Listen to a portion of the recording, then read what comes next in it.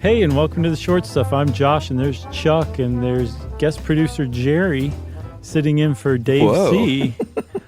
Yeah, and this is Short Stuff. Giddy up. No time to explain any of the Jerry Dave thing.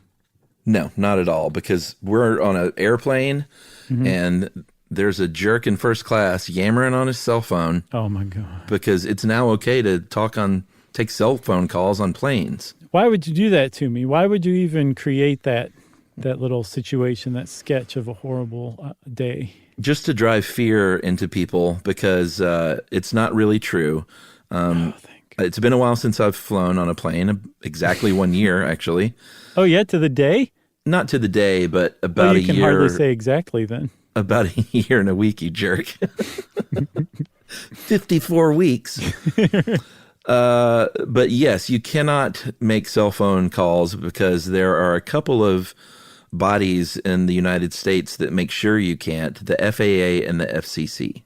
Oh, I thought you were going to say Rob Lowe and Tom Selleck. Just a couple of bodies. Yeah.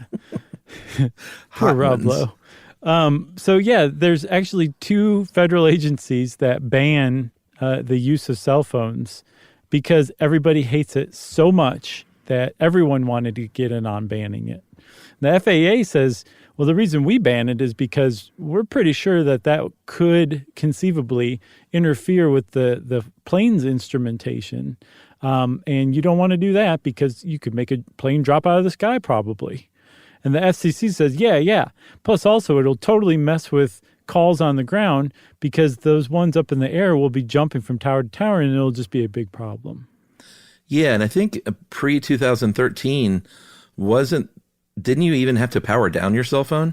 Yes. They were like, just take your cell phone and throw it out the window. Like Mitt Romney says, roll down your airplane's window and just throw it out mid-flight. We don't even want them on here. They were basically like, just do not do anything with your cell phone. And then finally, somebody told them about airplane mode, appropriately called airplane mode, because it cuts off the cellular service on your phone, but it keeps like the Wi-Fi intact if you have it turned on. Right. And ever since then, you could at least go through and spend a couple of hours deleting pictures that you don't need, clogging up your storage space. That's right. I like to just, that was one of the things that was always great about a flight is you were just disconnected for an hour or 5 hours or something. You were just like you could bring an actual printed book with you and read it. But with the advent of Wi-Fi on planes and everything, it's like now it's connected and you can communicate and it's just you can do other stuff that you do under normal circumstances and it's ruined everything. Yeah, I will still, unless I really legitimately have stuff I have to get done for work, I will still not get my laptop out and get online just to surf the web. I'm like, I give myself that break. Yeah, no, it's good to do. It's just, it's so easy to be addicted to computers and the internet and everything that sometimes it's hard. It is. The deal with whether or not it could really interfere with communication systems or the plane's flight systems, that is probably not the case because planes are hardened, meaning all of those electronics that are important on a plane, like the flight control system, are covered or, boxed in this electrically conductive material that prevents any kind of electromagnetic interference. So they've kind of taken care of that for the most part, but they still err on the side of caution and are like, but let's just not do it still. Yeah, they do know that electromagnetic interference can affect planes. Things like lightning and solar flares have affected instrumentation on planes, and especially with GPS, which is critical in takeoff, but especially landing. It's really sensitive to electromagnetic radiation interference. So you don't want anything messing with that. Least of all, somebody who just has to talk on the phone. Like that's the worst reason to allow it, right? Yes. So they know that it can happen, but they couldn't find in this one study in the 2000s any smoking gun that said, yes, this plane fell out of the sky because somebody was talking on a cell phone. It was just they knew it was conceivably possible, even though they shielded or hardened the stuff to prevent that. That they still said it's just not worth it. Everybody hates people talking on cell phones anyway. So why would we make an exception when it could also conceivably mess with the plane's instrumentation? Agreed. Should we take a break? Yes. All right, we'll take a break and finish up with this stuff right after this.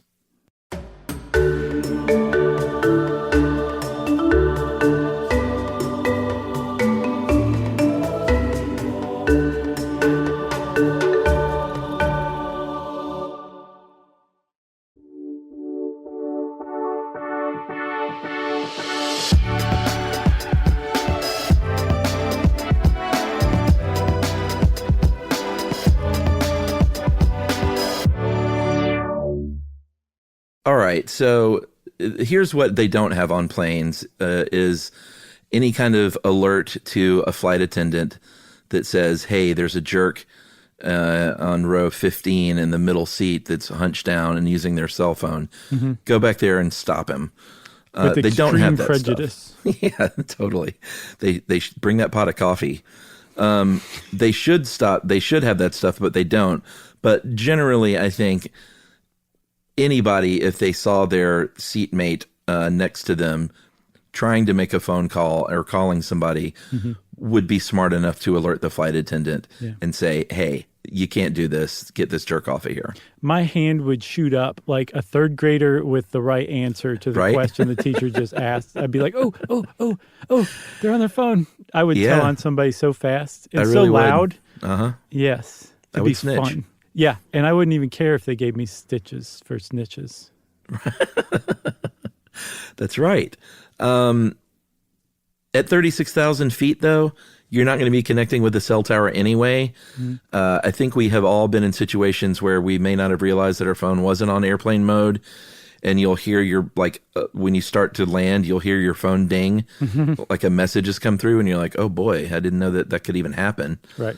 They must really mean it when they say put your phone on airplane mode. Mm-hmm. Yeah, that's what the FCC's whole position was, is that air traffic would mess with ground traffic, and that cell phone towers are basically designed to hand off from one tower to the next in a cell as you're walking by, driving by tops, not, flying a couple 100 miles an hour at 10,000 feet as you're coming in for a landing. Yeah, hundreds of people. Exactly. A bunch of people on a plane all doing it at the same time, because you're going to tax the capacity of each tower. They're not designed to register and hand off calls like that fast. And so the FCC's like, that could really interrupt ground communication. So that's another reason not to do it. Yeah, but generally those they're not looking up anyway, which is why you can't get that signal at 36,000 feet. But like I said, anything less than 10,000 feet, and it might be possible. So you just shouldn't try still. Yeah, and Richard Branson said, what is one way that I can fully ruin the experience of flying for people? And in 2010, I believe, around then, he came up with the answer, and that was to offer cell phone service via little, what are they called? Pico? Yeah, Pico cells. Pico cells, little tiny cell towers that use the plane's Wi-Fi to transmit cell phone calls. So on some Virgin flights that are not in the United States or within 250 miles of the United States, you can make cell phone calls aboard the plane. Yeah, I think he probably thought that would enhance the experience, because he's all about, we both flown Virgin. It's the best. It's awesome. Oh, yeah, there's that pantry you can stand up and just go get candy from anytime you want. I love it. That Australian flight was like one of the nicest experiences I've ever had in the air. For sure. I suspect he's promoting his Virgin Mobile business, though, by maybe that, But it is weird that someone that has taken such great care to make the flight such a great experience then ruins it by saying everyone can talk on their cell phones now, mate. Yeah, nice chill lights, lavender aromatherapy. It's so good. It is such a nice experience, for sure. It really is. We're in the wrong country. Hey, while we're here, I just want to say, I want to take a second when we're talking about Virgin. My niece, Mila, just recently flew to New Zealand for 11 weeks because she's co-starring in a major motion picture, and that's where they're shooting. Are you serious? I am dead serious, man. That's amazing. And her parents are there right now for 11 weeks. How old is she? She a kid? She is 10. Oh, wow. She is, like she's one of the co-leads. She's one of the main characters. Like I think her hands are going to be on the poster. That's amazing. Isn't it? Yes, so, huge congratulations. That's really exciting. I'll keep you posted as I can. To be honest, I'm not entirely certain I can include this, so we may end up editing it out, but at the very least, you know now. Well, and when the time comes, we can promote it on Movie Crush, for sure. Oh, nice. Thanks, man. That's very Of course. Of you. So the FCC basically spent many years saying, like, okay, is this really a problem? Should we allow, like, Richard Branson's making us look like total jerks. Should we allow this? And they, after several years of study, they concluded. They said no. Nuts to Richard Branson. Exactly. They said the flight attendants, they asked a lot of people. They didn't just do the studies about safety. They asked actual people who work on planes. Mm-hmm. And the flight attendants were all like, no. They need to be listening to us. Especially in the case of an emergency, the first thing everyone would do would be to get out their phone and try and call their loved ones. And that's when they most need to be listening to things. Right. That's a big one. But then there's also the annoyance factor. And this to me is where it just becomes like the most important thing. Like, just everything else, forget it. It's so obnoxious. Yes. To even while you're on the tarmac waiting for them to shut the door. Agreed. And there's people sitting there talking on the phone. That's obnoxious enough. With your big plate of food from the food court? Even that, I'm like, okay, at least they're providing their bodies sustenance and nourishment. I can live with it. The phone is like, and you can tell from the conversation, there's just no point in this transpiring, and yet it is. And there's another one. Being on a plane like that for many, many hours is awful. It's an awful idea. Yeah, it's that situation where John Hodgman always talks about being aware of the impact that you have on others, and I've always subscribed to that. But the person that has their shoes off and they got their Panda Express, like, piping hot meal in their lap, and they're talking on their cell phone before the flight takes off, that's the person that's like, I paid for the seat. I can do what I want in it. I paid for the seat. Don't be that person. I know, yeah, because you don't have an effect on everybody. No, be kinder. Think about other people. Yeah. But hey, enjoy your Panda Express because you're providing, there's got to be some nourishing nutrients in there somewhere. Sure. Yeah, those green peppers or something, maybe. There you go. Okay, you got anything else? I got nothing else. Okay, well then that means Short Stuff says stay off your phone. Stuff You Should Know is a production of iHeartRadio. For more podcasts from iHeartRadio, visit the iHeartRadio app, Apple Podcasts, or wherever you listen to your favorite shows.